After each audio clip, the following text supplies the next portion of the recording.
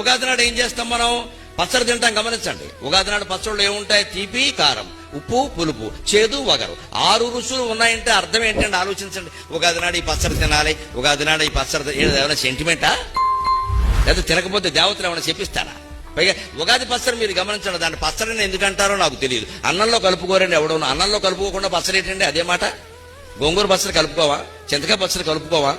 వంకాయ పచ్చడి కలుపుకోవా? మరి ఉగాది పచ్చడి ఎవడో కలుపుకోడే. కలుపుకుంటే విచిత్రంగా చూస్తారు, అది కలుపుకుంటున్నాయి. మరి కలుపుకోనప్పుడు పచ్చడి ఎలా అయింది? కలుపుకుంటావా అంటే పచ్చడి కాదు. పచ్చడి అంటున్నారు, కలుపుకోవడానికి వీలు లేదు. పోనీ ప్రసాదం అంటే కళ్ళకద్దుకొని తినడానికి వీళ్ళ. ఉగాది నాడు ఎవడో కళ్ళకద్దుకోడు, మామూలుగా తింటాడు. ఎందుకంటే ఉగాదికి దేవుడు లేడు. ఏ దేవుడి గుళ్ళోకైనా మీరు వెళ్ళొచ్చు. ఉగాదికి ప్రత్యేకంగా దేవుడు లేడు. శ్రీరామనవమికి దేవుడు వేరే, శివరాత్రికి దేవుడు వేరే, కృష్ణాష్టమికి దేవుడు వేరే, రథసప్తమికి దేవుడు వేరే. ఉగాదికి దేవుడు లేడండి, కాలమే దేవుడు.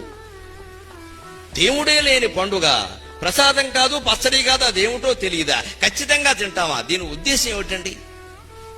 ఆ 6 రుచులు తీపి, కారం, ఉప్పు, పులుపు, చేదు, వగరు నువ్వు రోజు తినే భోజనంలో ఉండేలా చూసుకో. ఆరోగ్యం బాగుండాలంటే షడ్రసోపేత భోజనం.